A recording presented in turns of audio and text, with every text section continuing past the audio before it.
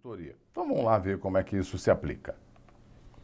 Bom, a materialidade, segundo a NBC-TA 320, né, para a execução de auditoria, é o valor ou os valores fixados pelo auditor, né, inferiores ao que é considerado relevante para as demonstrações contábeis como um todo, para uma adequada redução do nível de probabilidade que as distorções não corrigidas e não detectadas em conjunto excedam a materialidade para as demonstrações contábeis como um todo. Peraí, você leu e eu não entendi nada. É assim, vamos lá, vamos explicar. Quando ele está falando é aquele valor ou valores fixados pelo auditor, a gente precisa entender o seguinte: se você está fazendo uma auditoria num banco, né, e você percebe lá que o banco movimenta R$1 trilhão, vamos botar um número bem grandão, o banco movimenta R$1 trilhão, e aí você percebeu que em uma conta, teve um erro de 50 centavos. O que você faz em relação a isso? R$1 trilhão contra 50 centavos, nada, faz nada. Estou falando de que é uma conta. Tá? Pode ser que se a gente tiver 50 centavos se repetindo, e aí a gente teria uma outra consideração, né? Se repetindo muitas vezes, isso aí pode criar um certo volume que seja expressivo. Então, a gente entende materialidade como sendo um determinado valor, que se a gente diz assim, olha, se chegar até aí, né, não ultrapassar isso daí, deixa para lá, porque não afeta a demonstração contábil. Era boa e continua boa, acabou. Ou era ruim, a demonstração contábil no sentido de resultado, né? Era ruim e continuou ruim do mesmo jeito, né? Quer dizer, não piorou. Então, não vai mudar a opinião de quem vai estar usando a demonstração contábil para uma tomada de decisão.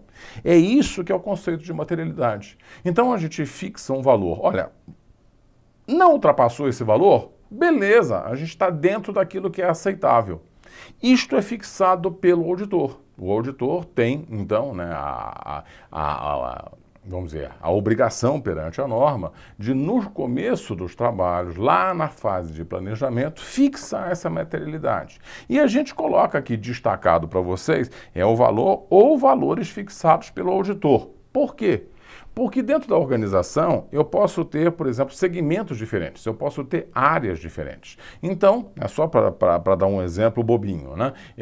Vamos imaginar que eu tenho uma montadora de carros e na montadora de carros, né, eu venda carros assim de alto luxo e carros populares.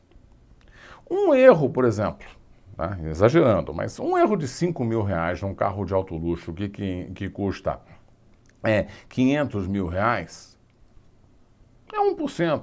1% de repente é muito. Então vamos colocar 2.500, 0,5%. 0,5% tá bom. Mas se eu colocar esses mesmos 2.500 no outro segmento, que é o segmento do carro popular, a representatividade desse valor é muito maior.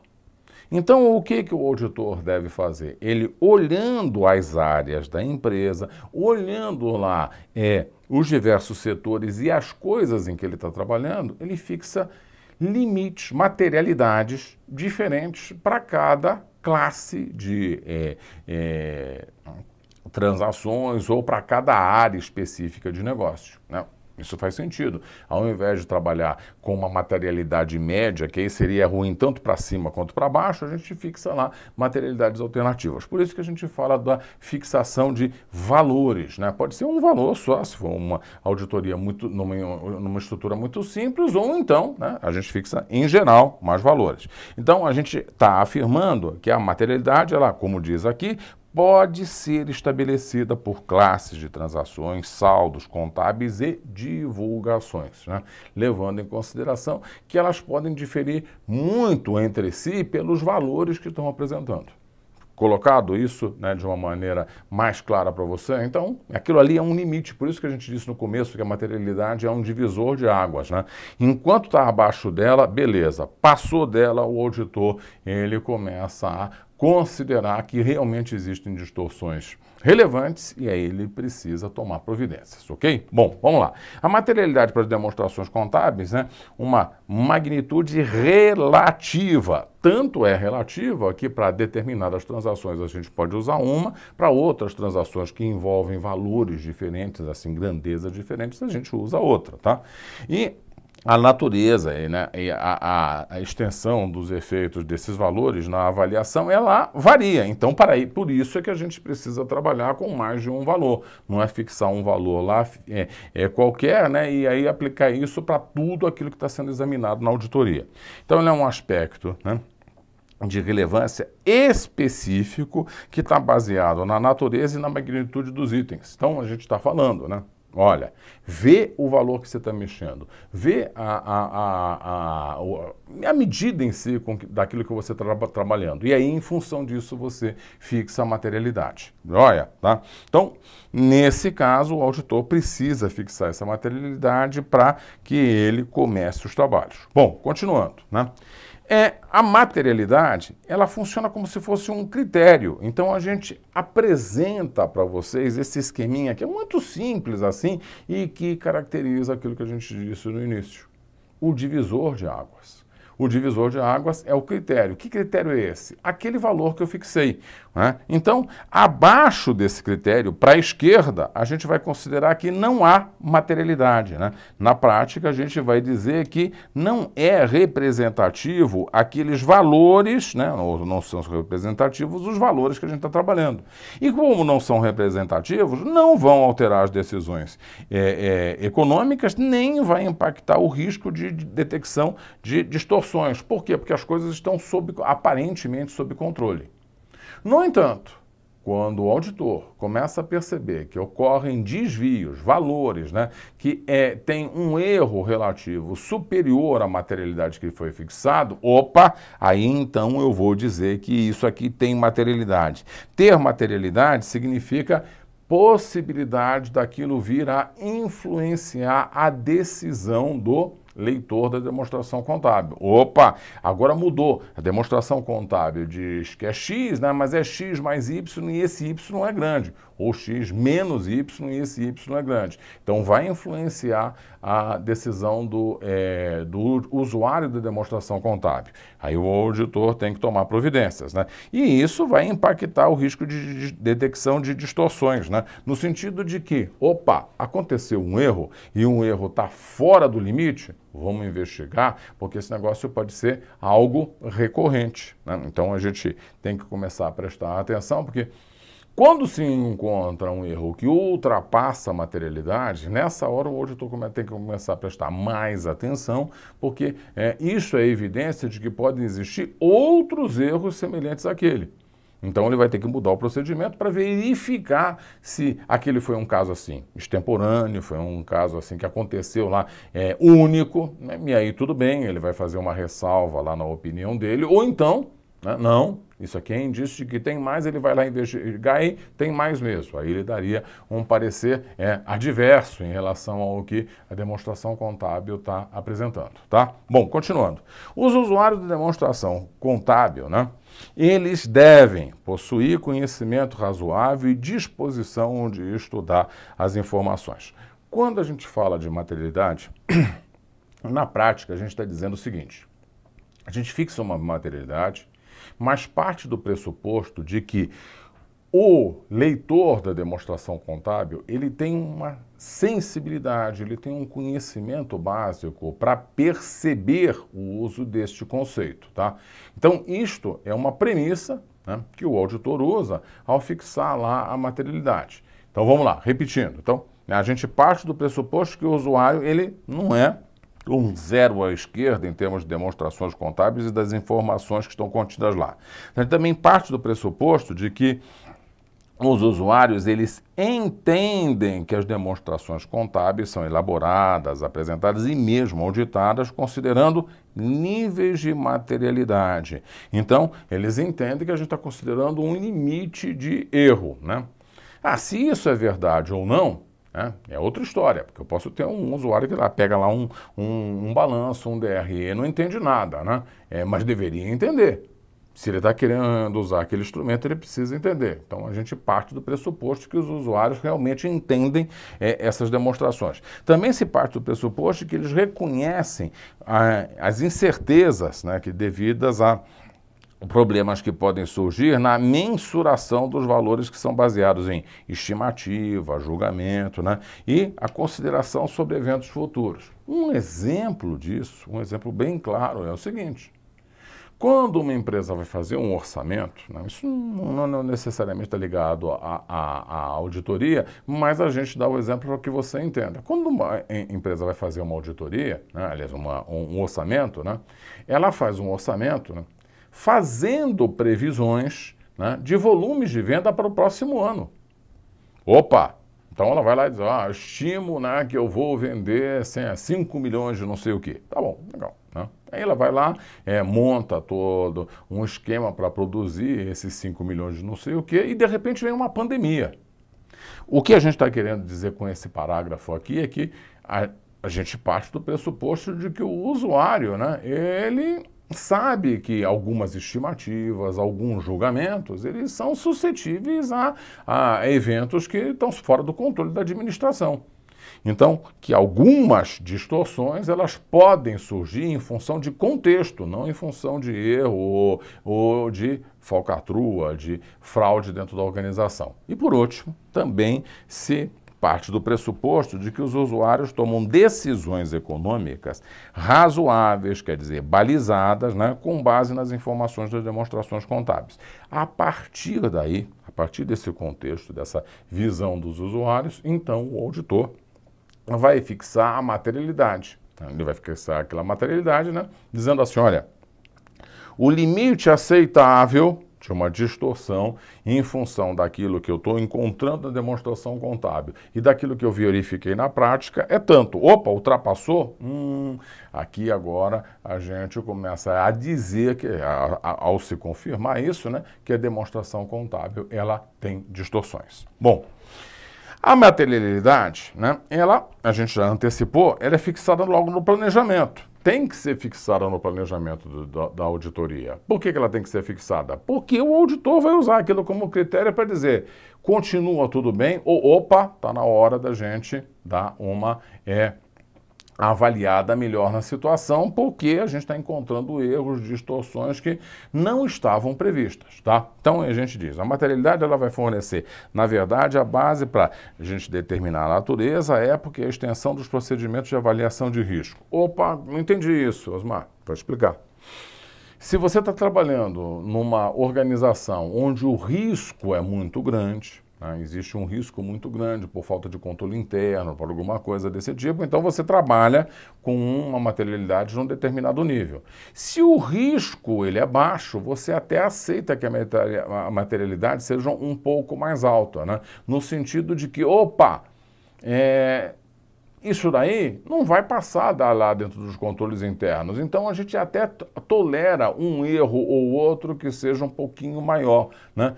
Desde que esse erro não venha a se generalizar. Então, de qualquer maneira, a materialidade ela tem que ser fixada no começo do planejamento para o auditor orientar o seu trabalho. Ok? Segundo, ela identifica, né, ela dá base para a gente identificar e avaliar os riscos de distorção relevantes.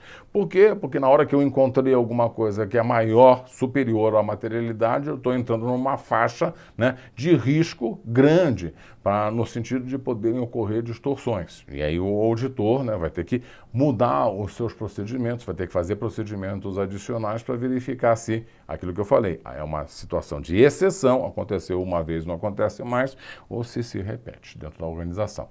E por último, ela determina também a natureza, a época e a extensão de procedimentos adicionais. Se ela determina como é que eu vou trabalhar no ritmo, também ela determina como é que eu altero esse ritmo, né? O auditor já começa a pensar assim, se não der certo, o que eu faço a mais? Para não ficar lá travado na hora que acontece alguma distorção. O planejamento, ele inclusive já procura antecipar o que deve ser feito se as premissas básicas de trabalho não forem observadas, tá? Então, por isso que a gente diz que a materialidade tem que estar lá definida já na primeira fase do planejamento, tá? Bom, continuando. Atenção!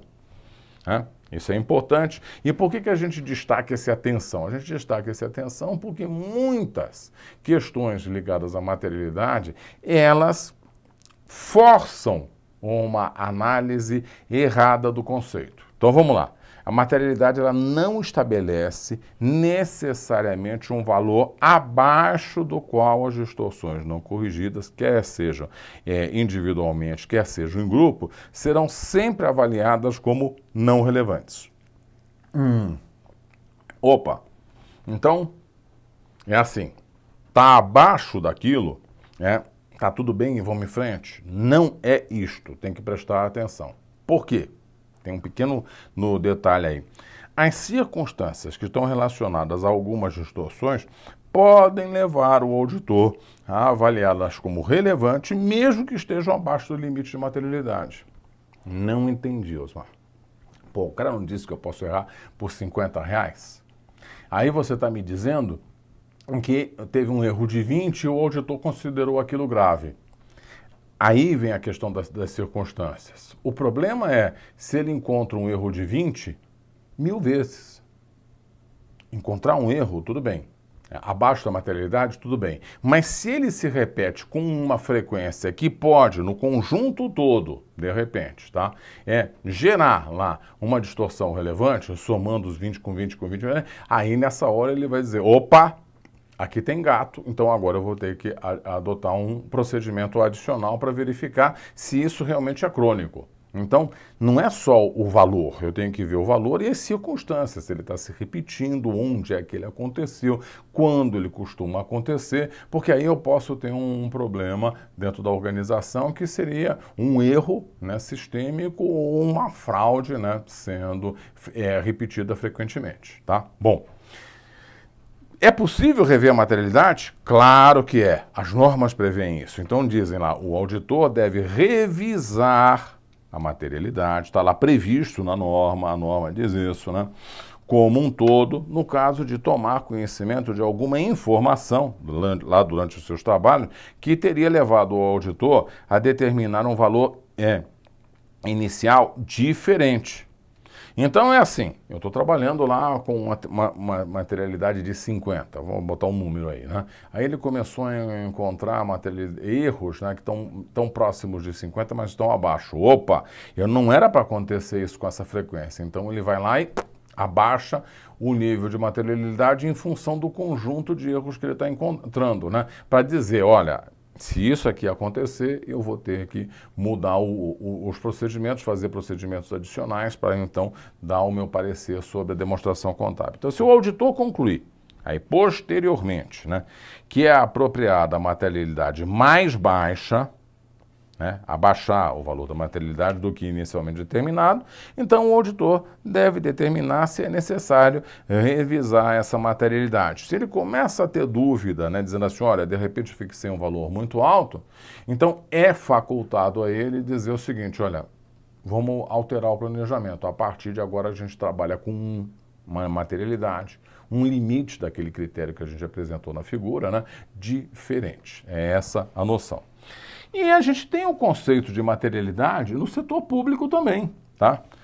Só que no caso lá do setor público, os legisladores e reguladores, eles são frequentemente os principais usuários das demonstrações contábeis. Então a gente tem que prestar atenção, né, que o perfil do usuário, ele muda um pouco, tá? Então, na verdade, seriam os legisladores e também os administradores lá das próprias entidades públicas. Além disso, quando a gente tem lá as demonstrações contábeis lá no setor público, a gente pode dar uso a elas para tomar outras decisões que não sejam econômicas, do tipo, né, olha, a gente vai bancar um determinado prejuízo dentro de uma empresa estatal a bem de um programa de seguridade social, sei lá o quê, né? Então, na verdade, no setor público, a gente tem que prestar atenção que o que comanda o setor público não é necessariamente a geração de lucro, né? É o bem-estar social. Então, alguma coisa aí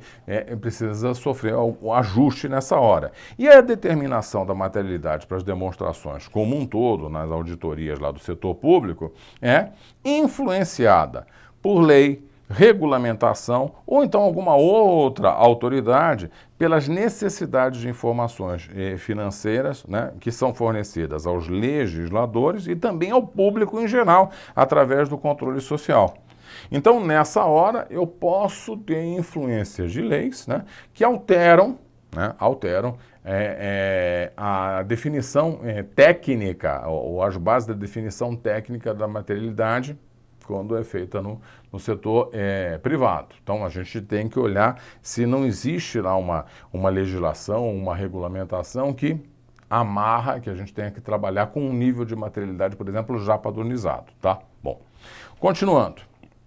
A materialidade, ela está muito próxima do conceito de relevância. Não são sinônimos, né? Mas ela está muito próximo desse conceito. Então, ela está ligada diretamente lá à relevância porque tem uma pressuposição, tem um raciocínio básico de que exista materialidade quando há relevância nos fatos e uma imaterialidade quando esses fatos são irrelevantes, tá? Então, qual é a relevância? Vamos lá, conceito de relevância. Relevância é a capacidade daquela coisa qualquer, de alterar o posicionamento ou uma tomada de decisão lá de uma pessoa. E a materialidade é um número que funciona para dizer, opa, eu acho que a partir daqui é relevante. Então, as duas coisas, elas não são sinônimas, mas elas estão ligadas, elas têm interconectividade, tá? Então, é informação, e a informação contábil, ela é relevante quando ela é capaz de influenciar as decisões, o que a gente já acabou de dizer. E isto não significa que aquela mesma informação seja relevante para todos os usuários, ou se mantenha relevante independente da data da sua divulgação. Opa, também não entendi isso aí. Bom, é o seguinte, tá? Vamos pensar numa demonstração contábil, e aí a gente está pensando no uso dessa demonstração contábil. Essa demonstração contábil, ela pode estar ligada lá à questão da fornecimento de um empréstimo. Ah, beleza, então quem está olhando lá a demonstração contábil é um investidor e aí esse sujeito está pensando na lucratividade. Mas ela pode também estar ligada lá à análise da capacidade da organização de atender lá as demandas de um determinado contrato. É outro tipo de usuário. Aí ele não está ligado, não está se ligando com lucratividade, ele está se ligando, né, na quantidade de vendas que foram feitas. As coisas são diferentes, as análises são diferentes. E a gente tem que prestar atenção. O auditor tem que ver que não ele vai ter que se preocupar necessariamente com cada usuário, mas ele tem que perceber que os interesses, a maneira de ver as informações, né, dentro das demonstrações contábeis, né, tem objetivos distintos, né? E aí também a gente divulga lá, a gente te ressalta essa questão aqui com relação a sua data de divulgação. Aquilo que poderia estar bom numa determinada data, né, de repente se transforma totalmente em função, por exemplo, de uma ocorrência catastrófica, uma pandemia, alguma coisa desse tipo. Então os valores estavam legais e tal, mas de repente mudou um cenário de mercado e aí aqueles valores já não são mais ou tão positivos ou de repente até não tão negativos, né? Mas não entendi. Peraí. O que você está querendo dizer? Eu estou querendo dizer o seguinte, olha, se eu tenho, né, não é o caso da auditoria, mas para que você entenda, se eu tenho uma empresa que tem lá um determinado nível de prejuízo, né, eu tenho que ver as circunstâncias em que esse prejuízo aconteceu. O auditor, ele faz lá uma análise disso também. Opa, a empresa estava com uma previsão de lucro, aí deu prejuízo. Opa, então quer dizer que o planejamento dela, o sistema orçamentário está ruim, certo? Não. O auditor tem que usar o seu julgamento e ver se no contorno não aconteceu alguma coisa no mercado que fez com que toda a atividade daquela organização, toda ela, no mercado como um todo, ela sofreu um baque. E aí eu tenho que ver o comportamento das outras empresas semelhantes, né? São os tais procedimentos analíticos. Isto tudo entra no jogo da avaliação do auditor, tá? Bom, continuando. Relevância, então, da evidência. A relevância da evidência é uma ligação lógica, uma influência sobre aquela finalidade do procedimento de auditoria. E aí a gente tem que levar em consideração o que eu estou avaliando.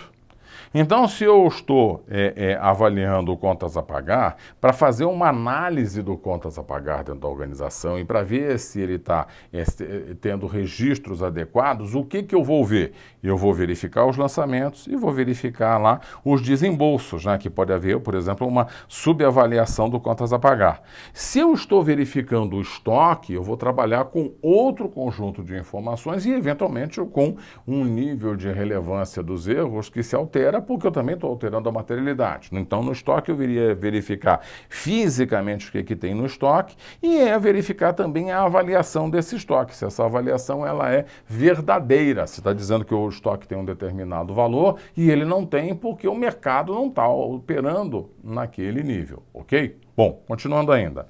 Confiabilidade da evidência.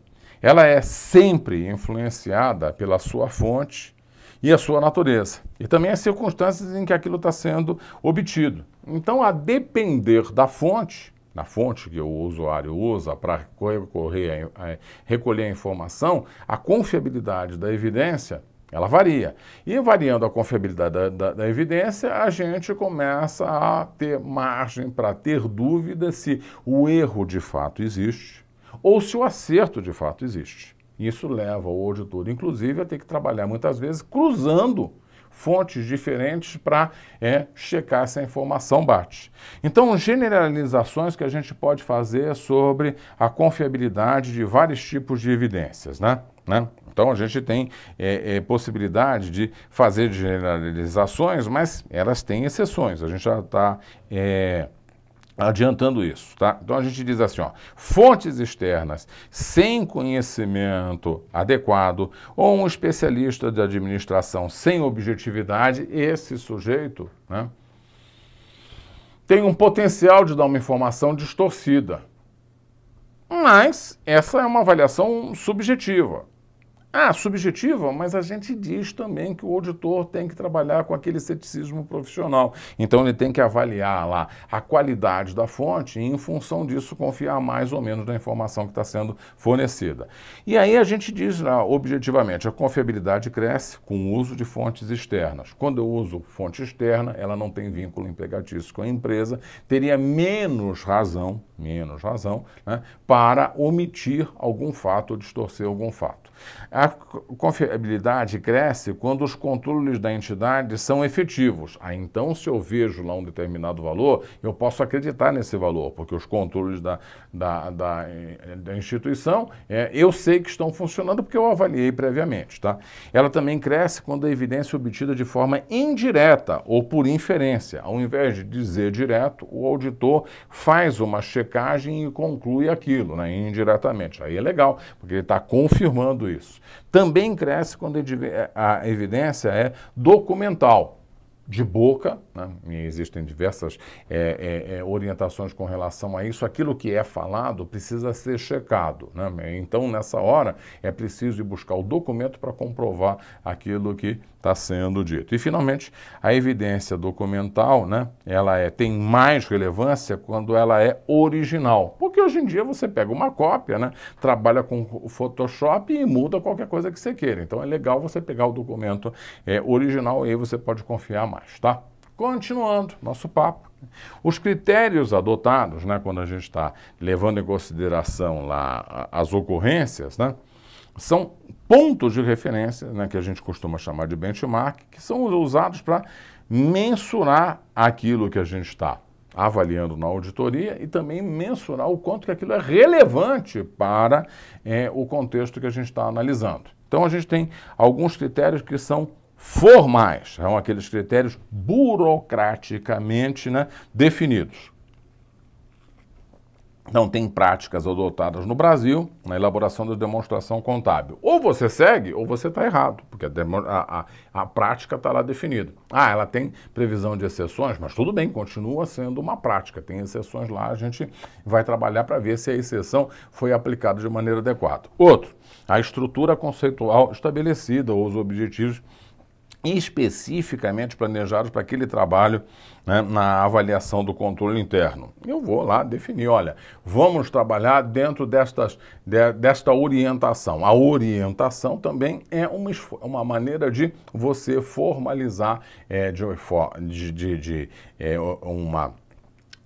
formalizar, a gente ia se repetir, formalizar de forma não dá, né? Mas é uma forma de você amarrar, né, aquilo que você vai analisar. E, finalmente, a gente tem que ver, e a gente já destacou lá no setor público, a existência de leis, regulamentos ou contratos que podem amarrar lá determinados resultados. Então, a gente teria lá, por exemplo, existe uma tolerância de desvio na medida lá do estoque, mas de repente tem um contrato, tem alguma coisa lá que exige que o erro seja menor. Então, nessa hora eu tenho que ver aquilo que está formalmente estabelecido. Mas tem critérios que não são formais, são aqueles critérios menos formais, que a gente diria, né?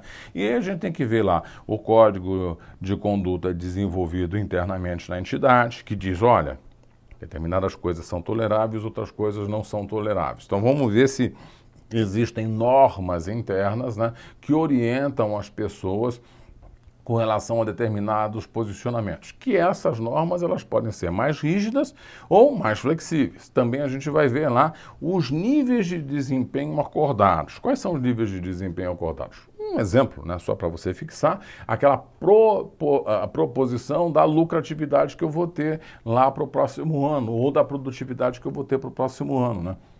A gente fixa isso, mas ele é menos formal, por quê? Porque está totalmente condicionado pelo que pode acontecer no mercado, né, no período subsequente, né? Por isso que a gente tem que usar esses critérios, mas usar esses critérios com procedimentos analíticos para olhar as circunstâncias. Bom, continuando ainda, né? Quais são as características importantes dos critérios? Primeiro, a relevância, que é a contribuição para a tomada de decisão. Olha, um desvio, né, de dinheiro dentro da organização é mais relevante, por assim dizer, do que o uso do carro da organização fora do horário de expediente para levar uma pessoa para casa. Não é apropriado, mas isso aqui não é relevante, né? Então, é essa relevância, né, que a gente estabelece quando a gente estava falando dos critérios. Aquilo é realmente relevante? Aquilo que a gente observou é relevante para a tomada de decisão, sim ou não? Nesse exemplo que a gente deu, né, que é um exemplo muito exagerado, é claro que, né, para quem está tomando uma decisão econômica, o uso desse carro ele não é significativo, mas é erro também, tá? Bom, vamos lá. Integridade. Aí a gente tem que ver se há um grau lá de critérios que possam, né, analisar, permitam que a gente veja o desempenho da organização como um todo. Quer dizer, a gente está usando critérios que vão analisar se a organização como um todo está se havendo bem, né? Vamos voltar para um outro exemplo, né? A organização ela tem diversas linhas de produto. E aí a gente vê o seguinte, opa, aqui eu tenho uma lucratividade geral. Bacana, esse aí é um critério. Mas, de repente, o auditor ele vai ser chamado a dar uma analisada mais profunda e, de repente, ele descobre que tem uma parte da organização que tem um lucro maravilhoso e outras que tem muito prejuízo. Então, a gente tem uma distorção muito grande. E aí a gente tem que ver se o critério que eu estou usando ele é suficientemente abrangente para eu conseguir entender a organização, entender como é que ela se estabelece, quais são os desempenhos, né, nos seus diversos componentes. Confiabilidade. A confiabilidade diz respeito ao se usar um critério que faça sentido para mais de uma pessoa. Ah, não entendi. É assim. Eu vou ter um critério confiável quando o resultado dele, apresentado para várias pessoas, levar à mesma conclusão. Se o critério que eu escolhi, né, permitir que um determinado usuário diz assim, isso não é relevante, o outro usuário diz, isso é relevante, que um auditor diga, isso não é relevante, o outro auditor diga, isso é relevante, esse critério ele não é confiável, porque ele está submetido, ele está sujeito a uma subjetividade do avaliador ou do leitor. Então tem que escolher um critério que seja mais confiável, beleza? Também a neutralidade, né? Vai gerar conclusões que não são tendenciosas. Então, nessa hora, é assim, não é porque eu não gosto de uma empresa que tem uma lucratividade abaixo de tanto que eu vou dizer que aquilo é ruim, né? Mas é questão de gosto, né? Então, a gente tem que ter um critério que seja um critério neutro também. E, finalmente, tem considerações com relação a um entendimento. Uma característica importante é que o critério faça sentido para o leitor, para o usuário da demonstração contábil, né? Por que eu estou usando isso aqui? Se o sujeito tiver dúvida com relação a isso, o critério não é bom, tá? Bom, continuando ainda, né? Não se consideram como adequados, em contrapartida, né? Os bons critérios obedeceriam aquelas características. Agora, os critérios que eu vou usar para avaliar a relevância, né? Os critérios que vão ser usados, né? Eles não podem estar baseados em expectativas próprias ou particulares. Se estiverem baseados em expectativas próprias ou particulares, eles rompem com a característica da neutralidade. Outra coisa, não podem estar baseados em julgamentos próprios, né? Então, nesse caso, o julgamento diz respeito assim, olha, eu sempre trabalhei assim, então é assim, né? Também não funciona dessa maneira. Ah, mas peraí. Eu lembrei, lá atrás, em algum lugar, você falou do julgamento profissional. O julgamento profissional orienta o posicionamento do auditor para, de repente, buscar comprovações, né? Segundo determinados procedimentos, mas não diz a ele que ele tem que, porque ele sempre encontrou lá problema dentro de uma organização, né, daquele tipo, então ele já parte do pressuposto de que está errado e vai em frente. Isso não é um bom critério, tá? E finalmente, né, para a gente reforçar isso, as experiências individuais, né? O sujeito teve, de novo, é o mesmo, e a gente pode reforçar com o mesmo exemplo. O sujeito teve sempre experiências ruins em empresas que trabalhavam no setor de metalúrgica. Então, ele já parte do pressuposto, né, de que, olha, está errado e aí eu vou usar um critério que já é um critério que derruba lá a organização de cara. Isso não é um bom critério porque ele acaba sendo tendencioso, ele não acaba obedecendo aos princípios de neutralidade. Bom, depois disso, dessas considerações todas, a gente está pronto para ir para as nossas questõezinhas que abordam questões ligadas a, nesse caso, materialidade e também relevância dentro da auditoria. Então vamos ver lá a primeira questão que a gente separou. Com relação à materialidade para execução da auditoria, julgue os itens abaixo e em seguida assinale a opção correta. Planejar a auditoria somente para detectar distorção individualmente relevante negligencia o fato de que as distorções individualmente irrelevantes, em conjunto, podem levar à distorção relevante das demonstrações contábeis e não deixa margem para as possíveis distorções não detectadas. Aquele exemplo que a gente deu. Abaixo de 50, tudo bem. Aí eu consigo encontrar toda hora errinho de 48, 49, 48, 49. Poxa, em conjunto aquilo está se tornando absurdo. Então o planejamento da materialidade deve levar em consideração, né, também o volume de ocorrências daqueles desvios, mesmo que sejam abaixo da materialidade. Tá certo. A materialidade para a execução da auditoria, ela é fixada para reduzir a um nível adequadamente baixo a probabilidade que as distorções não corrigidas e não detectadas em conjunto nas demonstrações contábeis excedam a materialidade para a demonstração contábil como um todo. O que eu estou dizendo? Eu vou ter uma materialidade lá para os registros, né? Onde eu vou fazendo a análise, mas essa combinação lá dos erros dos registros que acontecem em diversos tipos de transações diferentes, né?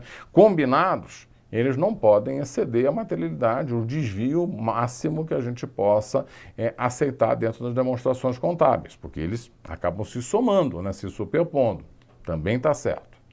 Bom, a materialidade para a execução da auditoria relacionada a um nível de materialidade determinado por classe específica de transações, saldos contábeis ou divulgação é fixada para reduzir a um nível adequadamente baixo a probabilidade de que as distorções não corrigidas e não detectadas em conjunto nessa classe C específica de transações, saldos contábeis ou divulgação, excedam o nível de materialidade para essa classe específica de transações, saldos contábeis ou divulgação. Agora, ao invés dele estar falando da materialidade, né, do somatório das materialidades, né, dos diversos registros para compor lá a demonstração contábil, ele está dizendo o seguinte: olha, eu posso ter errinhos mesmo dentro de uma classe, mesmo dentro lá de uma determinada conta, né, que quando somados eles podem afetar significativamente o saldo dessa conta. E eu tenho que levar isso em consideração.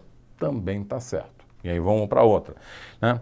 A determinação da materialidade para execução de testes não é um cálculo mecânico simples e envolve o exercício de julgamento profissional. E é fato também, porque o auditor ele tem que levar em consideração o tipo de empresa, ele tem que levar em consideração as condições de momento, tem uma série de coisas que podem alterar o julgamento do auditor para um lado ou para o outro. Isso aqui também é verdade. E se os 4 itens são verdadeiros, então a resposta certa é a letra D, que diz que todas as afirmações estão corretas. Vamos para outra questão? Vamos lá, ó.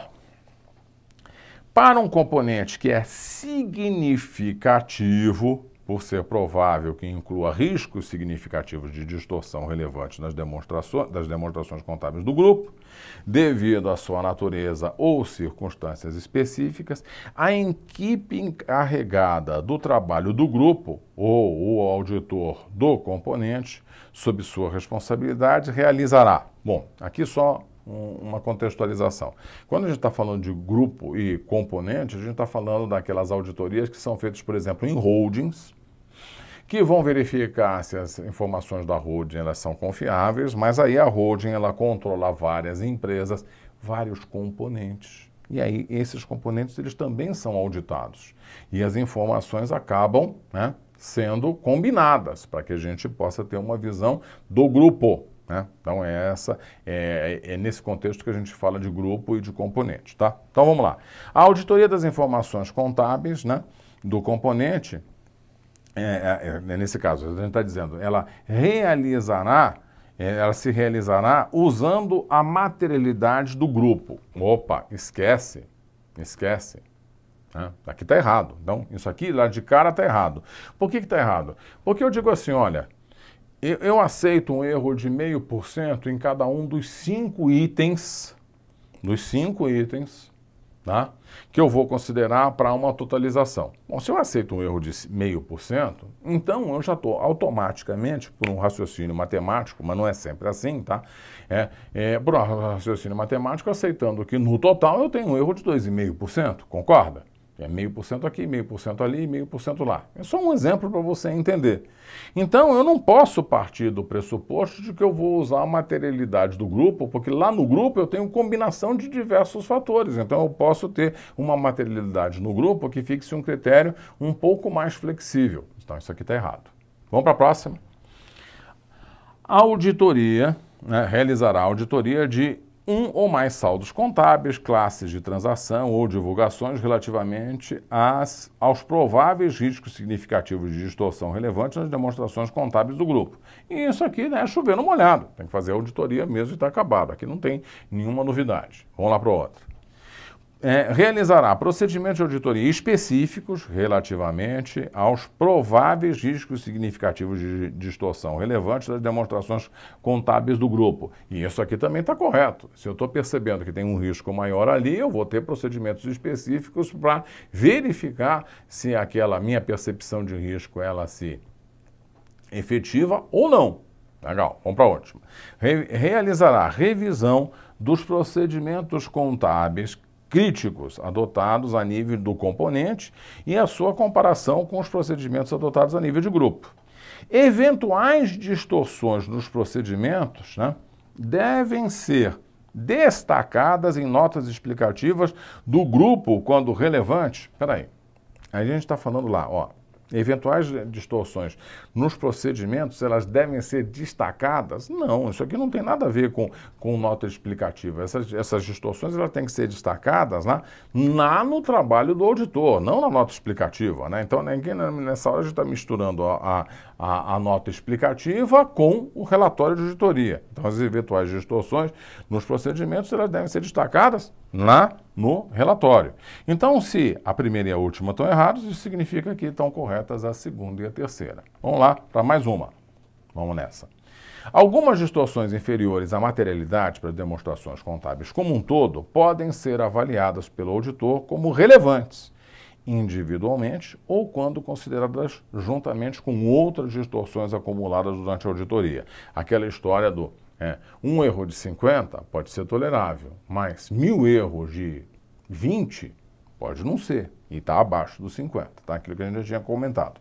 Acerca desse assunto, aponte entre os itens abaixo aqueles considerados como exemplos dessa situação. Vamos nós. Distorções que afetam o cumprimento das cláusulas contratuais de dívidas, né, ou covenantes, ou outros requerimentos contratuais. Isso aqui está correto, né? Ó, se eu tenho lá uma imposição num contrato, eu tenho que seguir essa imposição. Outro. Distorções referentes à seleção ou aplicação incorreta de política contábil que tem efeito não relevante sobre as demonstrações contábeis do período corrente, mas tem provavelmente efeito relevante sobre as demonstrações contábeis de períodos futuros. Se eu identifico essa situação, eu tenho que levar isso aí em consideração. Então está correto, tá? Outra, distorções que afetam outras informações que serão incluídas no relatório anual da entidade. Por exemplo, informações a serem incluídas no comentário do desempenho constante do relatório de administração, que se pode, né, razoavelmente esperar que influenciem decisões econômicas dos usuários das demonstrações contábeis. Bom, se a gente está identificando isso daí, tem que levar isso também em consideração. A última, distorções que têm efeito de aumentar a remuneração da administração, por exemplo, possibilitando que sejam satisfeitos, né, os requerimentos para terem direito a bônus ou outros incentivos. E isso eu tenho que também levar em consideração, né? Uma distorção que vai lá e dá e promove um prêmio, eu tenho que levar em consideração. Se esses critérios todos podem ser acrescentados aos critérios formais, então, nesse caso, a gente pode dizer que a alternativa aliás, a alternativa D está correta. E com isso, a gente termina esse nosso essa nossa abordagem a respeito da materialidade, como sendo um valor numérico relativo a determinado contexto e a sua conexão com o conceito de relevância lá na hora que o auditor está verificando se aquilo ali pode ser significativo ou não para a tomada de decisão do leitor das demonstrações contábeis. Ficou alguma dúvida? De repente, em alguma parte aí a gente não foi muito preciso e tal, não era para acontecer isso. Mas se ficou alguma dúvida, encaminhe a sua dúvida lá pelos canais de comunicação com a prova, né? E aí a prova direciona isso para mim ou para outro professor numa outra disciplina e com isso a gente consegue esclarecer as suas dúvidas. Mas não leve dúvida para casa, não deixe a dúvida se acumular em você, tá? Esclareça isso. E bons estudos. Até uma outra aula.